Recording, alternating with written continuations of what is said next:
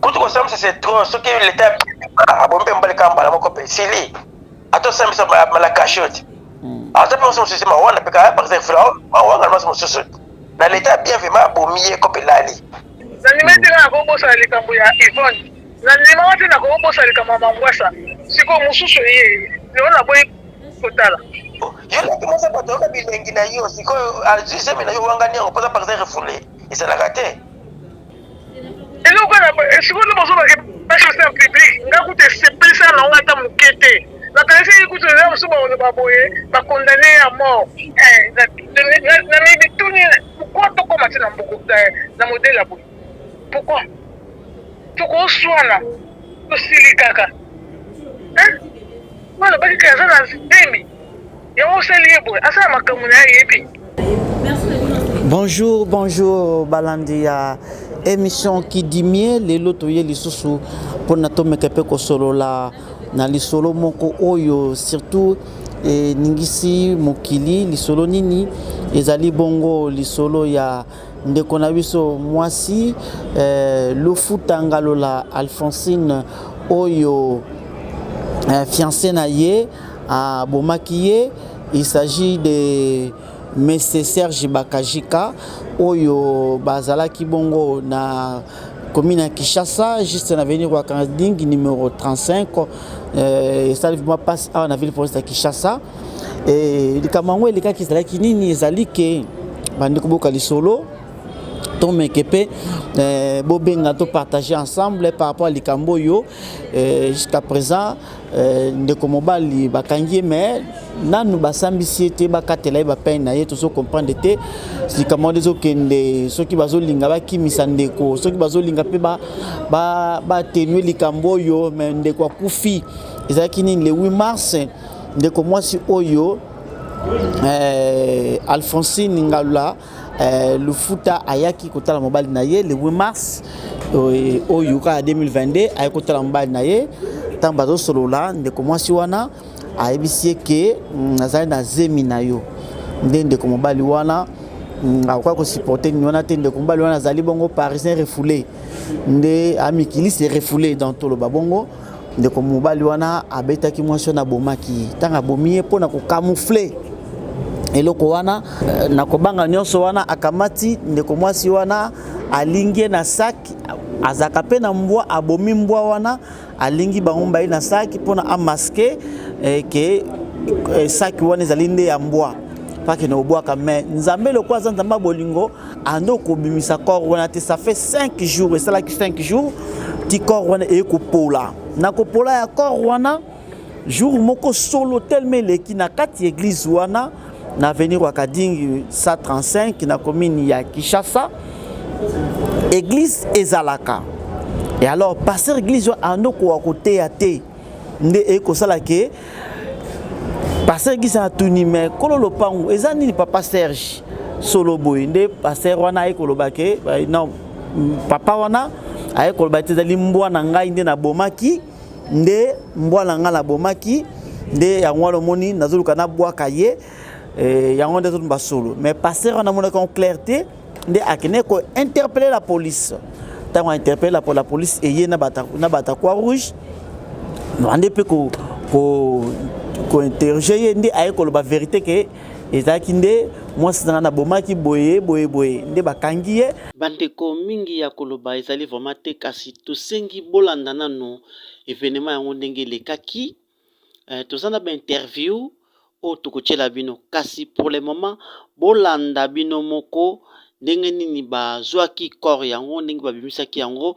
pe ndenge bafungolaki yango avant to fungola téléphone c'est pourquoi na régie botila biso lema wana epai wapi ndeko na biso azali mika muluba solo tila biso image wana après tokozonga po to fungola téléphone merci.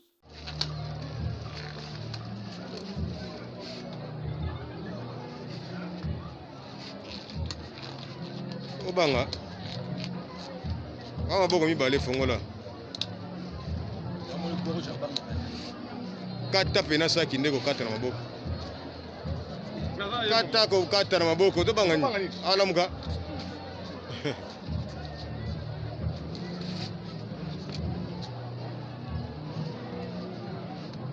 Pomba.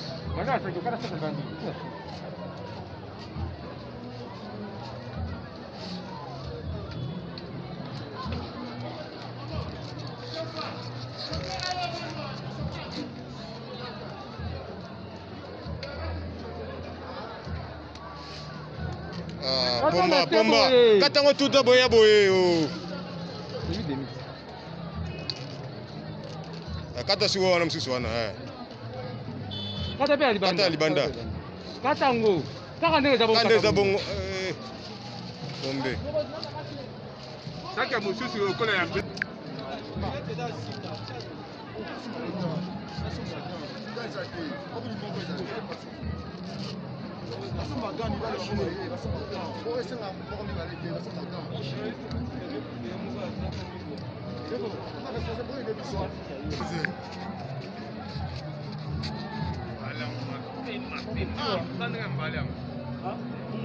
Kata saki.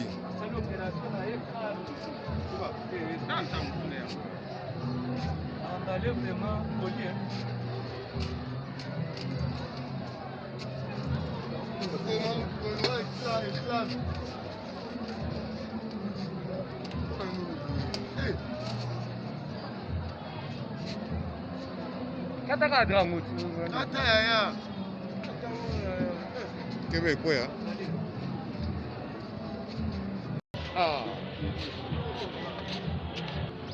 Voilà, boiti kolanda image oyo en tout cas penza esali pasi. Botala ndeko mwasi ndenge nini bambale na saka.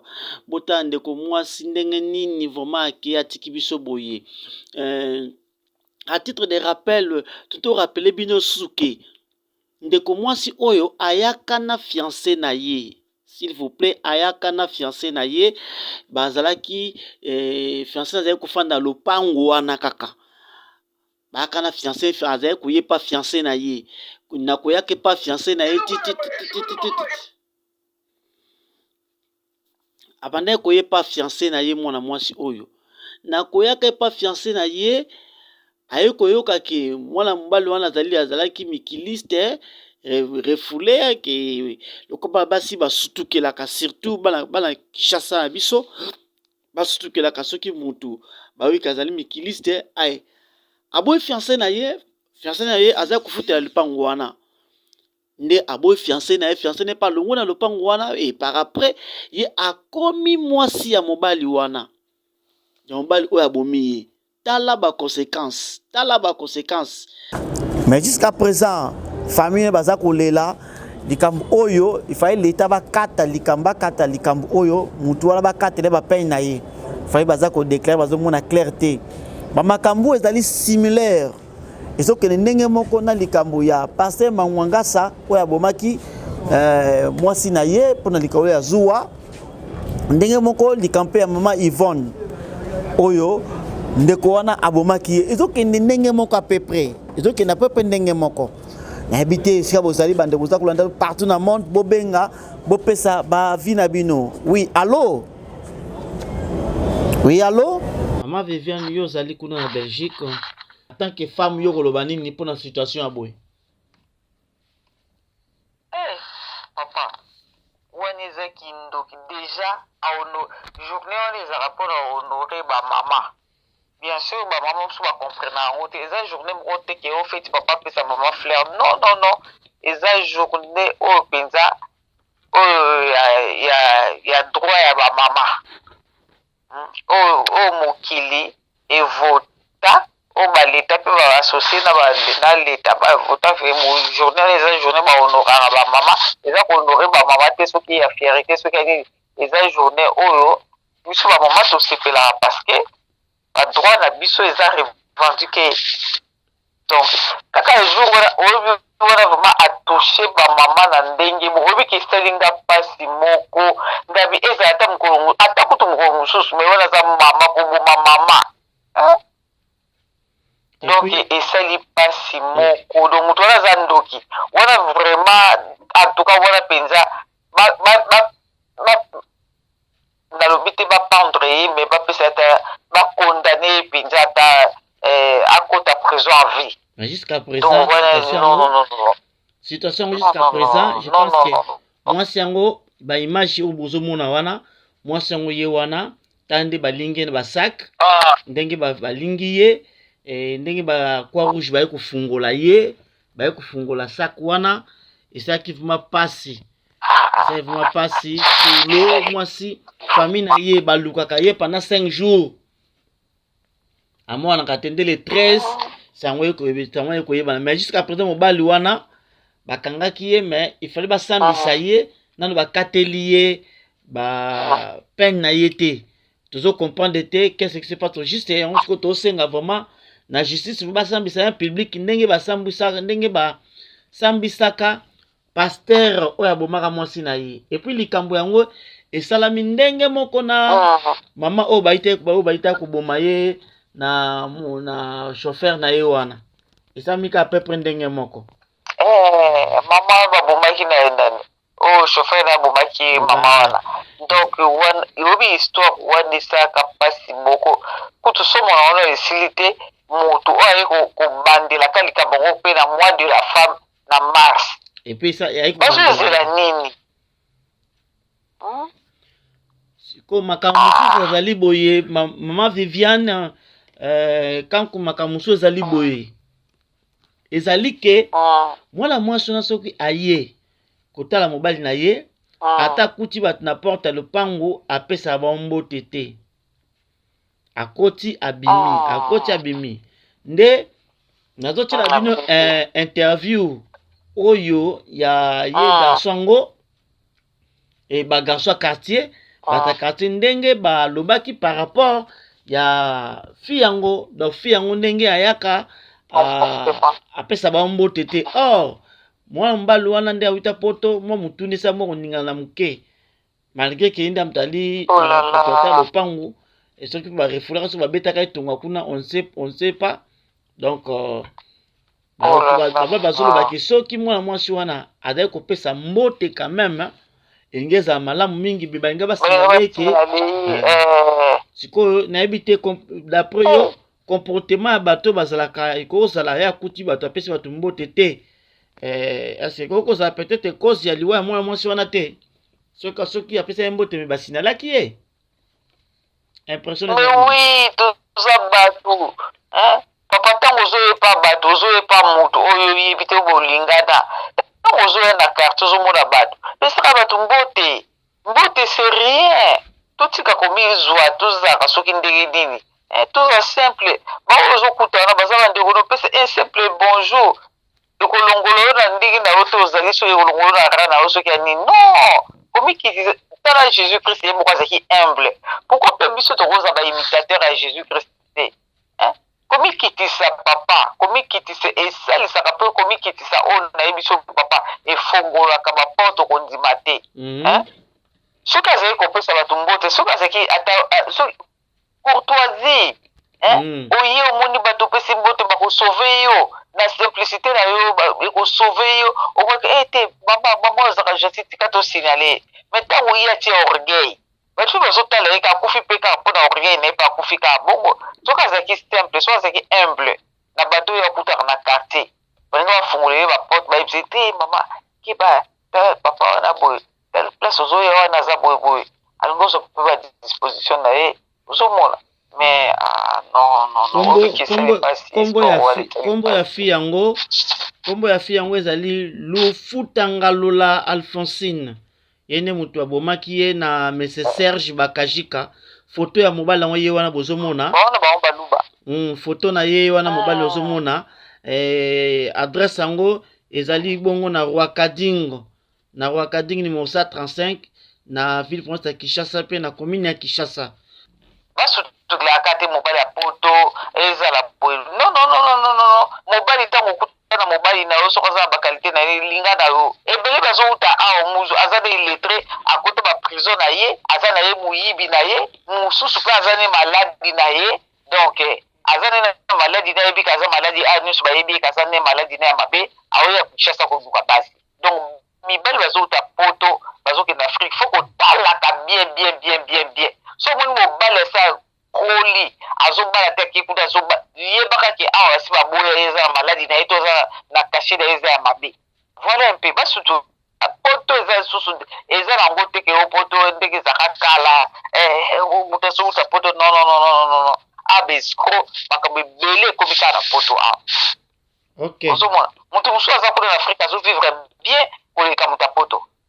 Ok, merci beaucoup.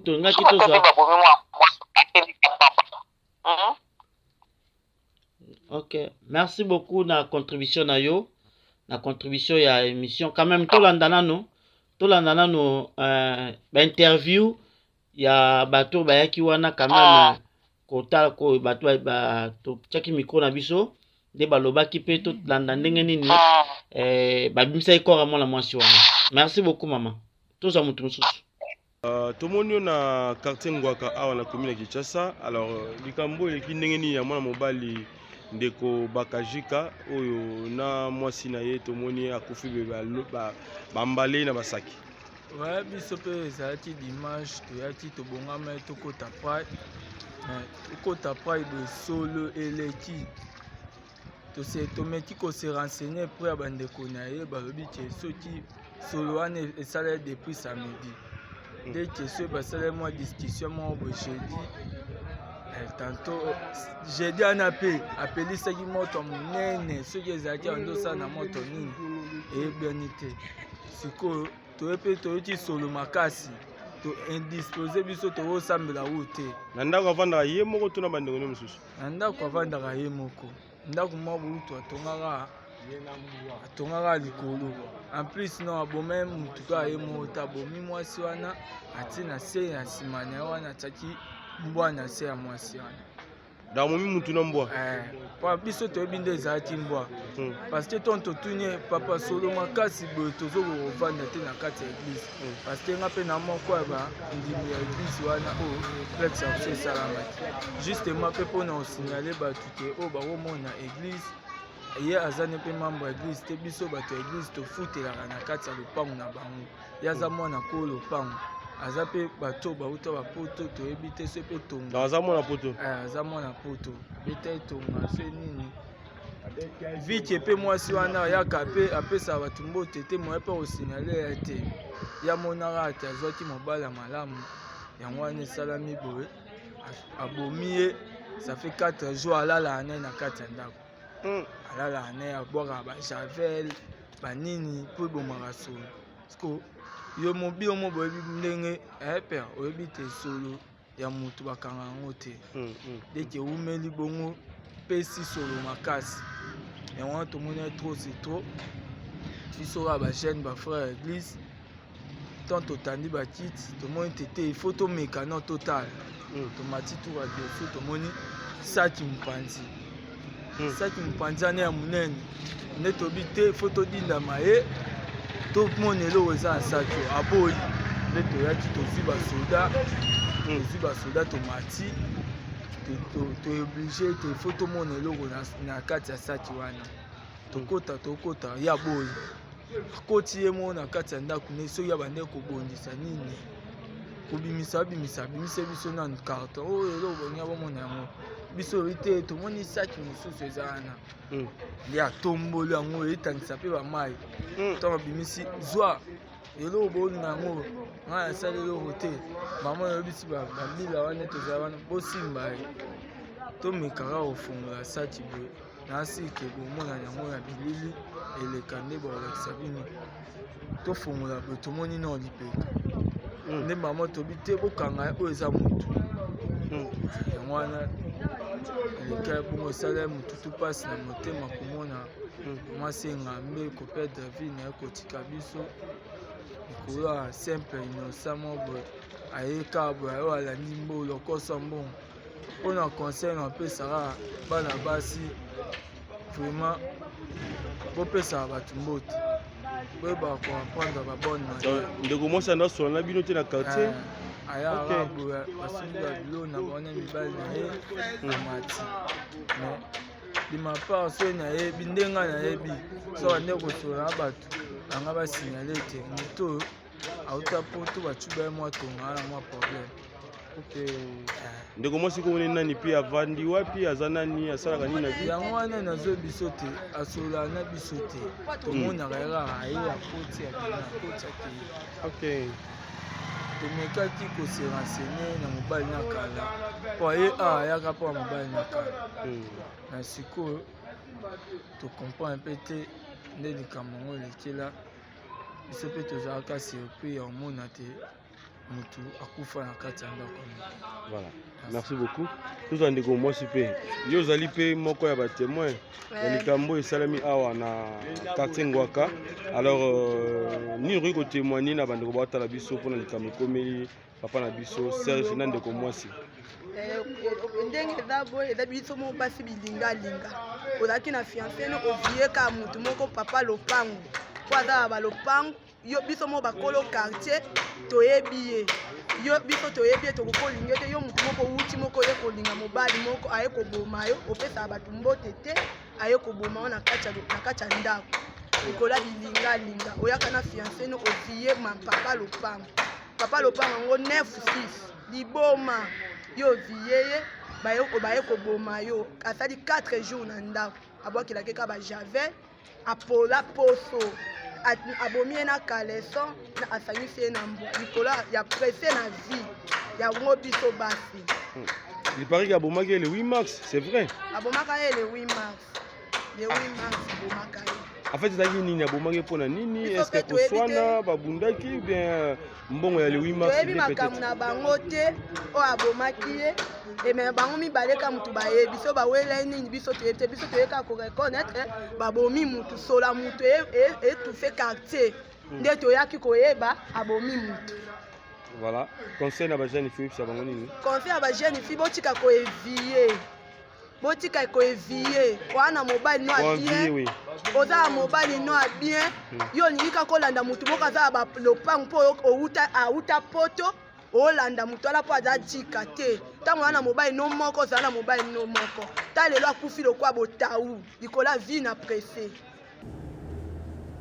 D'après ce que j'ai compris, hein, oui. La femme sortait avec ce monsieur, c'est ça, non? Oui. Vous savez, quand il arrive des choses comme ça, parce que la parole de Dieu nous dit, Dieu fait lever le soleil sur les bons et les méchants. Tout comme il peut dire, Dieu fait lever le soleil, c'est comme s'il disait, Dieu fait lever le soleil sur les personnes qui ne prient pas encore le Seigneur et d'autres qui prient déjà. Il fait lever le soleil sur toute sa créature. Okay. Et vous savez, des fois, même des personnes qui ne prient pas encore, qui ne sont pas encore chrétiens, quand il y a un danger, le Seigneur le révèle en rêve, en songe, d'une manière ou d'une autre. Des fois, vous pouvez voir quelqu'un qui dit, j'ai fait un rêve qui n'était pas très bon. Aujourd'hui, je ne vais pas sortir. Alors que la personne n'a pas encore commencé à prier.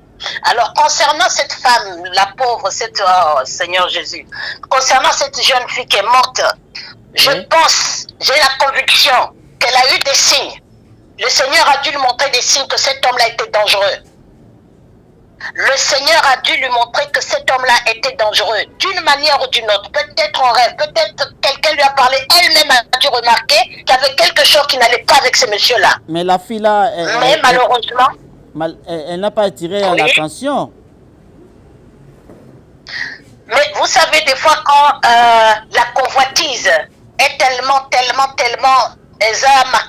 la convoitise de, oui, c'est là où je dis, le grand problème vient de nos mamans. Nos mamans, à ce moment, si ceux qui vont aller bien, il y a une idole qui est levée dans la communauté africaine, surtout notre communauté congolaise. C'est quoi le mariage? On pousse trop les filles à se marier. Le problème du mariage, c'est devenu une idole qui est levée. Oui. C'est comme si on bouscule trop les filles à se marier. Une fille qui ne va pas se marier tout de suite, qui ne se marie pas, elle est comme une une moins que rien. Et du coup, aujourd'hui, les filles sont prêtes à tout pour trouver un mari, prêtes à tout pour trouver un fiancé, prêtes à tout pour faire pour vraiment avoir un homme quelque part dans leur vie. Et c'est ça qui pousse les femmes, les filles, les jeunes filles d'accepter n'importe qui, sans vérifier.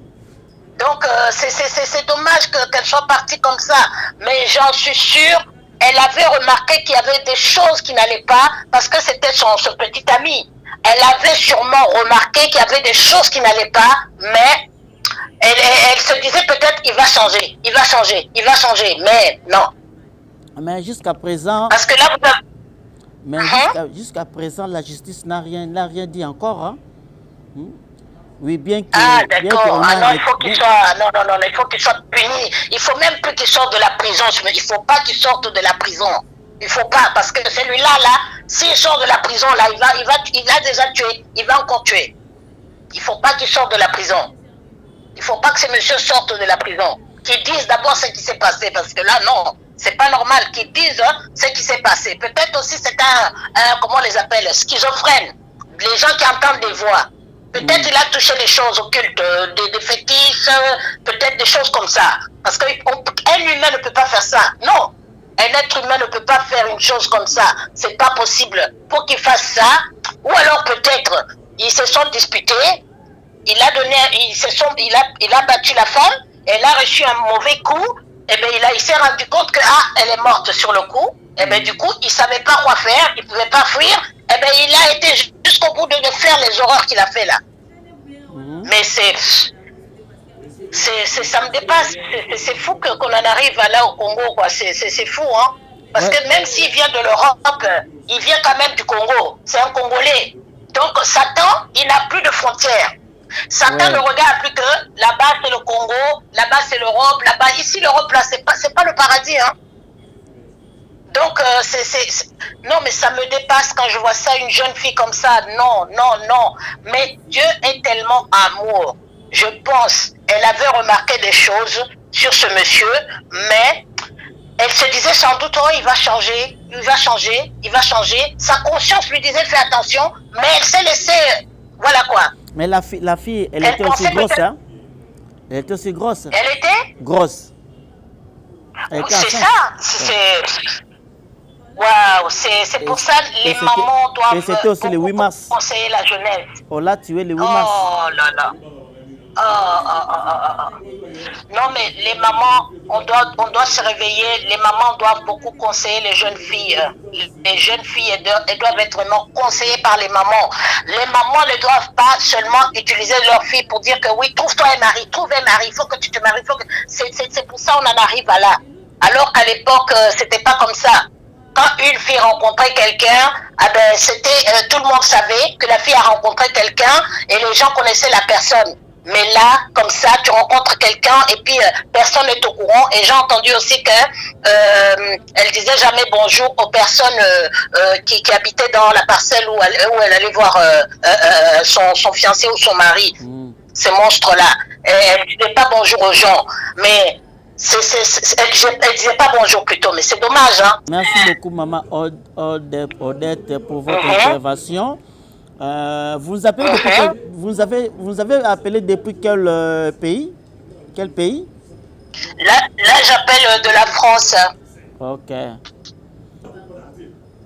Pour clôturer, ce qu'il faut, c'est de sensibiliser la jeunesse qui est très attaquée actuellement, parce que là, ce qu'on voit là, ce n'est que le début, mais on va vraiment vivre des choses très difficiles, parce que là, on voit que on est dans les derniers temps. Satan se déchaîne beaucoup sur les enfants, sur la jeunesse, donc il faut sensibiliser les parents, il faut sensibiliser la jeunesse, il faut sensibiliser aussi des enfants.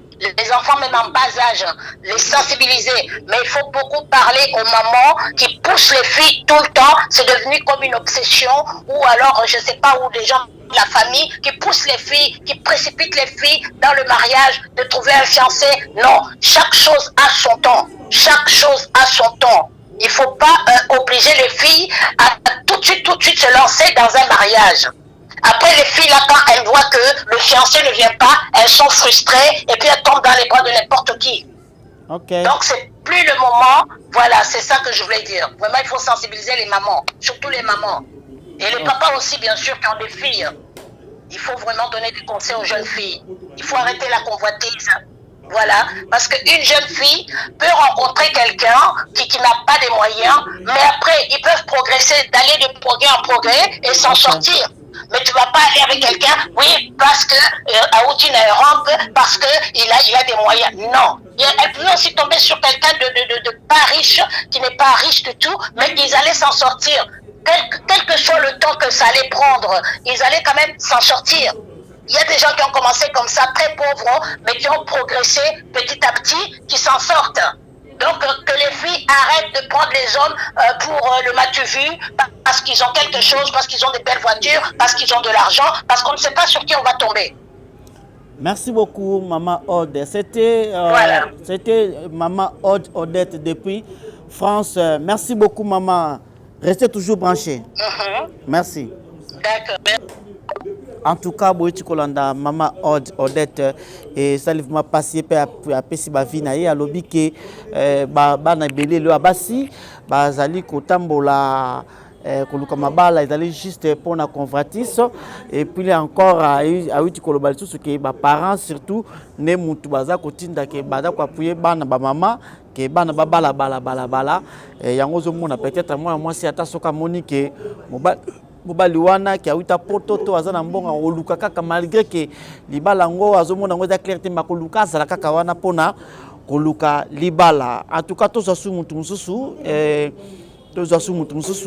et bongo tout n'appelle avinaï. Oui, tolobi boy pas wanande muta bomaki mwasi na ye. Abomaki mwasi na ye, aikotala ye le 8 mars. Sikoyo na histoire boyoka ki on ba réseaux sociaux, abomi mwasi le 8 mars, mwasi on ni fiancé na ye azara matete aikotala ye.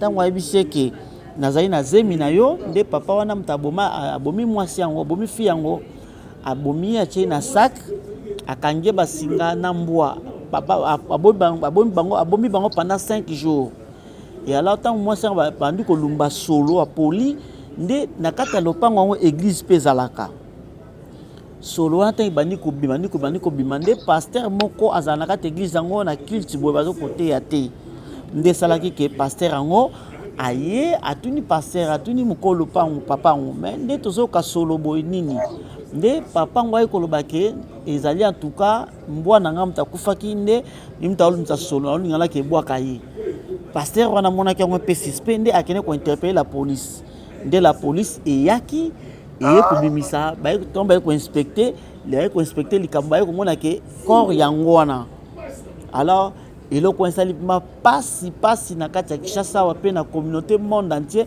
ba tellement likamango yo pona likamango yo histoire yo eloko nyoko loba pona ba fait un bon surtout luzombala to bengio depuis Espagne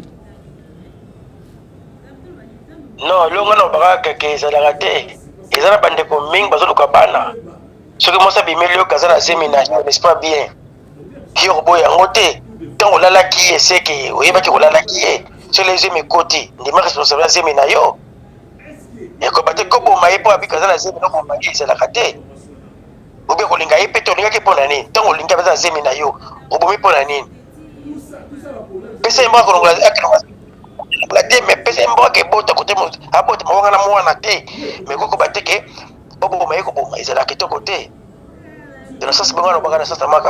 Et puis basi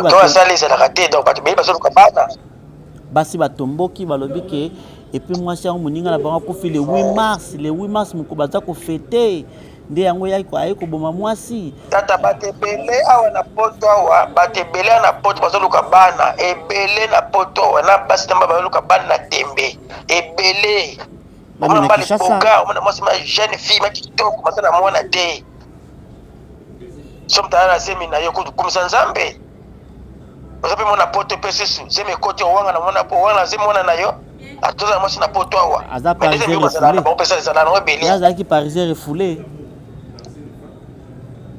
tata za parisien refoulé moko boko la mona ezali kama parisien refoulé te ko boko la mona ke parisien refoulé te na mokazo zona yo boko na mona na yo otaki zeme pona ni bola la moso pona ni magoza parisien refoulé aka parisien refoulé ozana mboka un euro milika mona te mais pantalon okata mikemike ko kamna okoshi ozama na osili bana osalisa pe yo vraiment pour likambo oyo esalami vraiment les hommes là très nécessaire dans mon classe yo mutako sauter on a très nécessaire dans mon classe on a très nécessaire les Ombala, likambo oyo esali vraiment pasi, les Ombala depuis Espagne, et likambo esali vraiment pasi, esali na commune ya Kinshasa na avenir Wakading numéro 135. Tous là jusqu'à présent, il fallait basambisa mobile wana, basambisa public ndenge basambisa ki basambisa batu mususu awa. Basambisa batu mususu awa na Kinshasa, je pense que ceux qui mutasala loko ande basambisa bakatele bambula na ye et batu ndenge loko baza ko déclarer yango na surtout. Quand on c'est trop, ce qui l'état a bombé mbali kamba moko pe sili. Ato sambisa la cachotte. Ata pe on se ma wana pe ka par exemple wana ma mususu. Na l'état bien vraiment bomie ko pe lali. Président Congo, bamboka mususu ba libi boye, ba bomie kamba moko pe sili. Oh, donc pour na yo fallait pas bon pour na yo fallait pas bon mobile ngo. Pour na nga vraiment esprit bien selon nga vraiment. Ba bomi pe kaka yebo mo ni ba bomi pe ka yimba mo ko pe siliti. Yo la comment ça bato ka bilengi na yo siko azise mina yo wanga ni ngopoza par exemple refoulé. Et ça la raté. Ok, les Ombala na mo to tikayo. Mot de la fin nous anini surtout pour na likambo ya boye. Conseil no kopesa et pas batu nyonso et puis ensuite batu azolo bake mwana mwasi wana soka ina kata quartier wana azaki kopesa batu mbotete akota mbala moka ka atakutu na porta lipango akoti et apesi batu mbotete akoti kana akuta mbali tanga obima akei. Alors batu balobi ke zakere moi soki abandai ko kutoye batu aveni wana to kopesa bamata mbote balinga ba signaler ke mbali wana zalaka esprit mabe parce que yo yazo uta musika matete na commune Kinshasa ba commune bela leki ayeba fi mobali wana te. On linga mwasi yo ko ebate mo yo mbala ko mo mbala po pesa mwasi no conseil. Ndeza na kacha na biso boye. Ko pesa na mutumbo te zala na ngo pesa mwasi no code. Nanga ba fiyo ba déranger nga pamba yeso boye goza contact na bango te. Pour appeler conseil pe. Ko na kacha na biso. Ko pesa ba jen kasona mbote te. Basa ba fiti na ko balinga na boya kana bango. Baso mo no boye. Kitoko te ko pesa ba mbote te kasi po ole alino. Mais mutamaele so comme quartier mo bofoluka ozwa quand même oza relation na mutu moko te na po yeba via mutu wana pourquoi mbali nanga zo pekisa ngai na pesa batu mbote. Normalement bata quartier wala ke fille wana nde apesa ba mbote te ata ba garçon ata ba jeune fille alinga te aya akoti soki apesa ando apesa ba mbote be banga ba signaler ye ke koto ke kota wana za mabe tata tala le yeke bana na ngote siko ba kufia ko pesi fille on tort ça ko fait peut-être on peut se torter donc mabe yaka te ba te mabe wanzela ni zo la nzela te bana biso makamba ngote. Déjà lui c'est côté déjà côté mais ce point nga vraiment ba lango pe l'état a bon apeka ye poko pesi la mbala moko. Merci beaucoup Louis Ombala. Merci beaucoup Louis Ombala depuis Espagne. Je pense que totiki yo tozo batu mususu. En tout cas merci. Et ça lui passe vraiment moi sur kitoko lokola le foot angalo l'Alphonsine a keika kaboye. En tout cas vraiment et loko ça m'a passé. Merci beaucoup, hein? Merci beaucoup. Non, moi, une photo là, na ye mutongo avec le quoi mpaka moko boye. Ah, pour le moment tu n'as évité mais et puis à coupe moko boye. Comment tu le badini? Ah, gouvernement.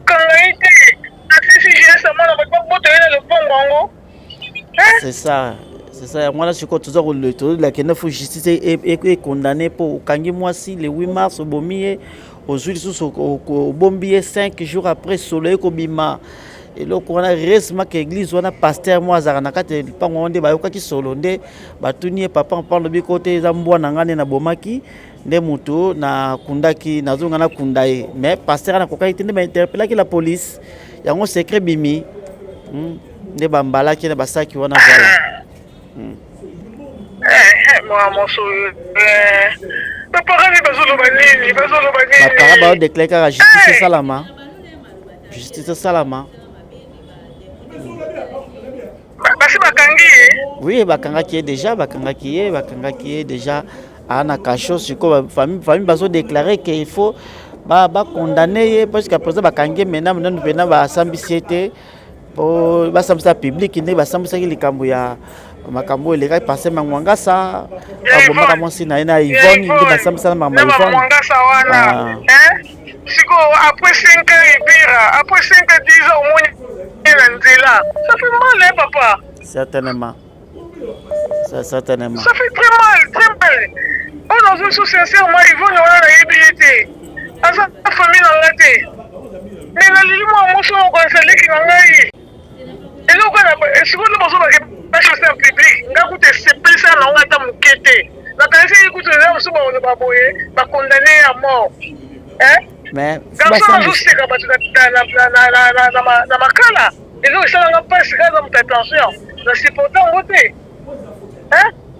mais le to yoka pe Diego wana soki Diego yemta boma pe mama ya Yvonne ouais yemta boma ye aboma yepe muta boma like Yvonne oti le ba yebaka te aboma ye au moins que ba serrer makasi te parce que serrer qui est sur le bima bien OK papa papa justice en ouais biso kuna ya Congo ya mboka na ngame mo côté mesala nga bien te nzamba sala tout obosanaka na nimete na kobosa likambo ya Yvonne na nimete na kobosa likambo mangwasa siko mususu ye leona boy kotala conseil nous opesa epa ya ba jeune fille musuto basi parce que bato musu bata quartier ba interview na bomba lobi ke ye mwa so tangu ya yaka atunaka bango te apesa ata mbote te na libanda pe ata mbota va kota to alobisa mutu akota ka atali mobali na ye akei soki ezali ke asolai na bango mbe ozomona ata mosu aza gentil oyi bolingo oko mira mosu akotina na mabeka likolo ya bolingo ozomona bolingo ya solo ateke mobali na ngai nazopesa exemple papa mais te mosu oza eloko moko ozosala mpa na ngai mais tema na biso ya ngai na yo nzambe moto ayebi tokondane te mpo azala bomoi te parce que soki azali na azalaki vivante ango bakaka te bakanjika zoyeba ngai so na kote napesaka moto mbote te oyo basi basekanga balobelanga mabe akoyebele ndenge wana atekinga mwasi nakobani nakopesa so bato mbote te ozomona asa te tokondane te tokondane te ozomona ye na bafoto aza na efi moko aza souriante so bapesaki mibeko teki na ye bapesaki eza mosusu mibeko tomoni yango epai soki Joël Tato mwasi belle femme alei na mwasi kitoko ntango bakomi na kokabwana alobaki nini nazali kosala basouriante ona na bato boyeboye na conforcement kati na ngai nazalaki kolela mwasi kitoko ndenge wana na libala avanda na mobali esika mwasi na mobali balala esika moko ozomona lelo susu eye boye na mibi tuni pourquoi tokoma te na modele ya boye pourquoi tokoswana tosili kaka wana bakika aza na nzemi yango osali ye boye asala makambo na ye yebi parce que aza so te okosala makambo ebele papa naoki somo osali mpasi vraimen likambo oyo Bonjour grand frère. Bonjour. Voilà, tout le monde a na avenir Wakadingi, plus on a quartier Ngwaka. Alors, événement Salemi en Dengeni News Ali Moko ya bana quartier. Bon, événement ezaki un certain dimanche la Mouika Kaboye. Tout le monde est pesi loyenge. Oh, abomi mona mwasi moko awa. Kaji kabomi mona mwasi. On a Rolanda pour remonter ko histoire ngo, il paraît petit ngo aibisaka ke non azana zemi. Ntango ebise aza na zemi nebite ye asepelaki te tonde ye nini ayebisalaka no abomi ye toyebi te abomaki ye abetaki ye na ndenge akufa te mais esali akufa réalité ke no moto akufi sikoyo eloko ekamwisa bato eloko pene ezomonisaka no aza pene esiki mabe ambale ye aparveni meme koboma na mbwa moko boye ya moke abomi na mbwa moko boye asangisi ye na mbwa place moko ambale azwi na matela moko boye musi ambale na musi atie basache alikote azolukaka mpo akende kobwakaka ye akobwaka ye nde ngai nayoka mpo nalandela ye mwa makambo akende kobwaka ye amoka ezopesa moyen te ezaka jeudi ti dimanche papa ata yo moko journaliste donc aboma ye le 8 mars jeudi wana donc ovanda na ebembe na kati ya ndako Wambale abomi yango sikoyo jour wana dimanche wana azoluka kaka aévacuer collé abengi mutu pousse-pousseur napesa $10 bapate moko mpona kobwaka fulu nini babwakaka na $10 ana koli nanga awa napesa 10 nota kobwakela yango le type ok no 10 balles amatite tala koli yango eloko efrappaki odeur okolia ndenge nini solo makasi boye ote mbwa na nga mutu akufi yango na mbale pousse-pousseur ameki kotombola boye esprit nzambe ke kotomoni makila mutu egangaka lofi wana aza makila makasi atiaki neti mo bakilo moko boye taka depuis jeudi ti dimanche atiaki mo bakilo moko boye le type abangi na ye atiti mais azalaki sage aye epa commissaire evala na poste eza na lwalaba juste na veni oyo toza oyo lwalaba okomanda tala boye type wana propose nga dilwa mais koli yango namoni yango suspect yango naye kosinale bingo tala komanda evala azwi na de policier na ye bamati likolo ntango bamati likolo ye bakajika yango amoni bapolisier ye moko deja nga te nabomi ye commandé va la faire mon suspect. Ti policier mo boy a insisté ka te colis o photo fungola ngo. Colis o toko commandant toko bois ka mo bote photo identifier qu'est-ce qu'il y a à l'intérieur. Ya do samba ke mbwa nem ta pour mais solo oyo tout suspect. Ba fungola colis boy lui comme ça non emballage wana belé. Sachet et matela sachet donc la sac mo boy na sac mobo ya munene basaka gaya wana pena boye tabo lipeka mutu wana pena on est comme mutu mba moko bazemba moko ba bloquer biso pe na quartier to yoka likambo te to kotonda wana awa senga na police botanga na sécurité bo livrer ngati na quartier bo bazui ba mena na poste la police nde tozolo ba bosiko yaza na prison makala o famille moi si ba ko bagi ko ya quelques heures après coup ba soni si commandant ngani ba tout ça bani qui na quartier ka to bomika moto dossier à la ministre de la parquet mais lui il est en prison et moi si aza mwana quartier ni puis comme nani toyoka ki aza mwana to ya matete mwana ba il fallait apprêter serment quelque temps avant comme avocat il fallait apprêter serment kala mingi te je crois donc il fallait apprêter serment semaine oyo je crois lelo lundi il fallait apprêter serment pour couper dimanche ezaki événement dimanche parce que en 8 wana donc ça biso passe to avocat avocat amona matete moi conseil na bande ko isa bango nini conseil na ba jeune fille na ba jeune garçon conseil na ba jeune fille surtout batika ye moko lolo kolandaka influence mutauti poto influence eloko moko te po tango dimanche yango événement ngo esalamaki ndokani jomo azaki pembeni wana azaki fiancé na ye fiancé na lui abimaka na ndako kaka boye fiancé moko azaki koyakayaka azosalaka banquete na ye afilmaka bango na tshombo na ye alakisi nga mpena namonaki yango alakisi aconfirme mpena ke oui akoma kovivre na type oyo akimanga na ndako kaka boye nakako akoma na jika moko boye tout ça bani tasko place ememi ye donc conseil na ba jeune fille lilolalola eza mabe vanda zela o nzambe akotindela yo tasko ye atiki jone ya bien alandi influence ya jika soit disa jika tande ememi na liwa. Merci beaucoup. Nous sommes arrivés à la fin. Il y a émission d'Abisso dans Zalaki Bongo direct. Boiti Koyoka ba avi andeko moko ndenge apesi avi na ye na kati émission d'Abisso qui dit mieux to banda ko yawana pona ko partager ko solo la ko pesa ba vie na ba sujet. En tout cas merci beaucoup na ba bolanda kibiso to komi na suka émission d'Abisso. Merci beaucoup to kutani à la prochaine.